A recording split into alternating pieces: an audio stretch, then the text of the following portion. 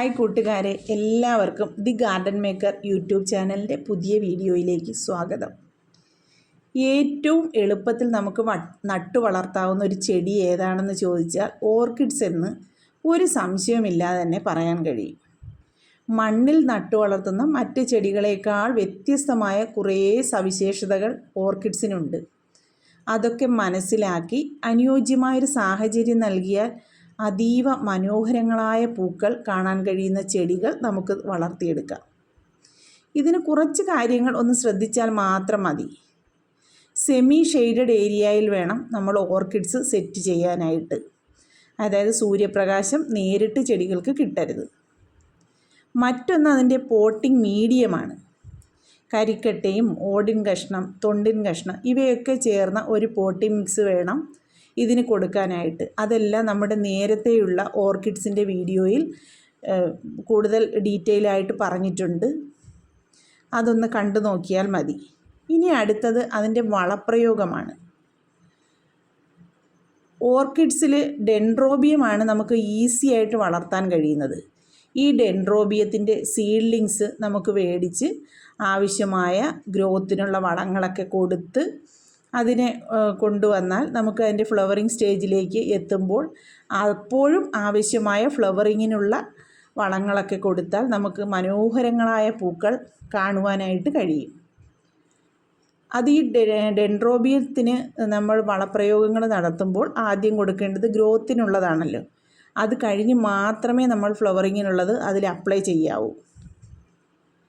ആ വളങ്ങൾ തന്നെ നമ്മൾ വളരെ മൈൽഡായിട്ടേ കൊടുക്കാവൂ. അത് 3 ദിവസത്തിലൊരിക്കൽ നമുക്ക് ഈ ചെടികൾക്ക് കൃത്യമായിട്ട് അപ്ലൈ ചെയ്ത് കൊടുത്താൽ പെട്ടെന്ന് തന്നെ നമുക്ക് ഇതിനകത്ത് ഫ്ലവറുകൾ കാണാൻ കഴിയും. ഓർക്കിഡ്സിൻ്റെ ഫ്ലവറുകൾ അതിമനോഹരങ്ങളാണ്, കൂടാതെ കൂടുതൽ ദിവസം നിലനിൽക്കുകയും ചെയ്യും. അത് ഡെൻഡ്രോബിയത്തിനെ കുറിച്ചും ഓർക്കിഡ്സിനെ കുറിച്ചും ഒക്കെ നമുക്ക് അറിയാവുന്നവർക്ക് വളരെ കൃത്യമായിട്ട് അറിയാൻ കഴിയുന്ന കാര്യങ്ങളാണ്. ഒരു പ്രത്യേക ഭംഗി തന്നെയാണ് നമ്മുടെ ഈ ഓർക്കിഡ് പൂക്കൾക്ക്. അതാണ് ആളുകളെ ഇതിലേക്ക് കൂടുതൽ ആകർഷിക്കുന്നത്. പിന്നെ ഇതിൻ്റെ വില കൂടുതലും ഒക്കെ കൊണ്ടാണ് ആളുകൾ മടിക്കുന്നത്. എന്നാൽ കുഴപ്പമില്ല, അതിൻ്റെ സീഡ്ലിങ്സൊക്കെ മേടിച്ച് നമുക്ക് നട്ട് വളർത്താവുന്നതേ ഉള്ളൂ. ഈ പൂക്കൾ കണ്ടാൽ നമുക്ക് എല്ലാവർക്കും അതിനോടൊരു പ്രത്യേകതരം ഇഷ്ടം തോന്നുന്ന ചെടികളാണ് ഓർക്കിഡ്സ്. ഈ ഓർക്കിഡ്സിന് വളപ്രയോഗം നടത്തേണ്ടത് രാവിലെ ഒരു 7 മണി ആ സമയത്തൊക്കെയാണ് നല്ലതെന്നാണ് എനിക്ക് എൻ്റെ അനുഭവത്തിൽ നിന്ന് മനസ്സിലായിട്ടുള്ളത്. കാരണം രാവിലെ നമ്മൾ കൊടുക്കുന്ന ആ വളങ്ങൾ സൂര്യപ്രകാശത്തിൻ്റെ കൂടി ഹെൽപ്പ് കൊണ്ട് പെട്ടെന്ന് തന്നെ ചെടികളത് അബ്സോർബ് ചെയ്യുന്നുണ്ട്. എന്നാൽ വൈകിട്ട് കൊടുക്കുകയാണെങ്കിൽ കൂടുതൽ സമയം അതിൻ്റെ ആ തണുപ്പ് നിലനിൽക്കുന്നത് കൊണ്ട് ഫംഗൽ ബാധയൊക്കെ ഓർക്കിഡ്സിന് വരാനായിട്ടൊരു ചാൻസ് ഉണ്ട്. അതുകൊണ്ട് കൂടുതലും വളപ്രയോഗം നടത്തേണ്ടത് രാവിലെയാണ് നല്ലത്. അതുപോലെ ഓർഗാനിക് വളങ്ങളാണ് വേനൽക്കാലത്ത് ഈ ഓർക്കിഡ്സിന് നല്ലത്. അത് മഴ സമയങ്ങളിൽ നമ്മൾ കുറച്ചൊന്ന് കൺട്രോൾ ചെയ്ത് മാത്രമേ കൊടുക്കാവുള്ളൂ. അത് ഈ ഫംഗൽ ബാധ വരുന്നത് കൊണ്ടാണ്. അതോടൊപ്പം ഈ വളങ്ങളൊക്കെ ഉപയോഗിക്കുന്നതിനോടൊപ്പം ഫംഗിസൈഡുകൾ നമ്മൾ കൃത്യമായ ഇടവേളകളിൽ സ്പ്രേ ചെയ്ത് കൊടുക്കണം. ഇനി ശ്രദ്ധിക്കേണ്ട ഒന്ന് ആവശ്യമായ വാട്ടറിംഗ് ആണ്. വേനൽക്കാലത്ത് 2 നേരം ഓർക്കിഡ്സിന് ജലസേചനം നടത്തി കൊടുക്കണം. വേനൽക്കാലത്ത് കൂടുതൽ ചെടികൾക്ക് ഉണക്ക് വരുന്ന സമയമാണല്ലോ, അതുകൊണ്ട് 2 നേരവും നമുക്ക് വാട്ടറിങ് കൊടുക്കാവുന്നതാണ്. NPK All 19 മിറാക്കിൾ 20 ഞാൻ കൃത്യമായിട്ട് കൊടുക്കുന്ന ഫെർട്ടിലൈസേഴ്സ്. പിന്നെ ഓർഗാനിക് വളങ്ങളായിട്ട് ഗോമൂത്രം നന്നായിട്ട് മിക്സ് ചെയ്ത്, അതായത് നേർപ്പിച്ച് കൊടുക്കാറുണ്ട്.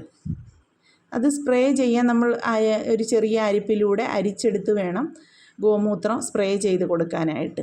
ഈ NPK കൊടുക്കുന്നത് 5 ഗ്രാം 1 ലിറ്റർ വെള്ളത്തിൽ മിക്സ് ചെയ്താണ് ഫ്ലവറിങ്ങിന് വേണ്ടിയിട്ട് ഞാൻ കൊടുക്കാറുള്ളത്. അതുപോലെ മിറാക്കിൾ 20 നമ്മൾ മേടിക്കുന്ന ഓരോന്നിൻ്റെയും ഈ വളം മിക്സ് ചെയ്ത് കൊടുക്കേണ്ടത് അതിൻ്റെ ടിന്നുകളിലും കവറുകളിലുമൊക്കെ കൃത്യമായിട്ട് രേഖപ്പെടുത്തിയിട്ടുണ്ട്. അതുപോലെ വളപ്രയോഗം നടത്തുമ്പോൾ ഇതിൻ്റെ പൂക്കളിൽ വീഴാതെ ശ്രദ്ധിക്കണം. പൂക്കളിൽ വീണാൽ പെട്ടെന്ന് അവ നശിച്ചു പോകും. അതുകൊണ്ട് പൂക്കളിൽ വീഴാതെ വേണം നമ്മൾ ഫെർട്ടിലൈസേഴ്സ് കൊടുക്കാനായിട്ട്. ഡെൻഡ്രോബിയത്തിൻ്റെ ഇതുപോലെ വേരുകൾ വരുന്ന സ്പൈക്കുകൾ നമുക്ക് മാറ്റി നടാം. ഞാൻ അതുപോലെ മാറ്റി നട്ടൊരു ചെടിയാണിത്. അതിൽ തന്നെ പെട്ടെന്ന് തന്നെ ഫ്ലവറും വരുന്നുണ്ട്. ഇങ്ങനെ വരുമ്പോൾ മാത്രമേ നമ്മൾ ആ സ്പൈക്കുകൾ അവിടെ നിന്ന് കട്ട് ചെയ്തെടുക്കാവുള്ളൂ.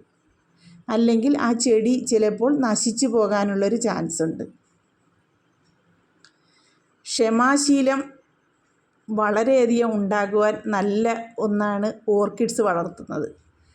ആ ചെറിയ സീഡ്ലിങ്സ് മേടിച്ച് നട്ട് അതിൽ ഇലകളും ഒക്കെ വന്ന് നമ്മൾ ഫെർട്ടിലൈസേഴ്സൊക്കെ കൃത്യമായിട്ട് കൊടുത്ത് അതിലൊരു പൂവുണ്ടായി കാണുന്നത് വരെയുള്ള ആ കാത്തിരിപ്പ് എന്ത് മനോഹരമായ ഒരു കാലഘട്ടമാണ്. നല്ല ക്ഷമാശീലത്തോടു കൂടി വളർത്താൻ പറ്റിയ ഒന്നാണ് ഓർക്കിഡ്സ്. എല്ലാവരും നല്ല ഓർക്കിഡ് ചെടികളൊക്കെ മേടിച്ച് നട്ട് ഞങ്ങളുടെ ഗാർഡനെ മനോഹരമാക്കി സൂക്ഷിക്കുക.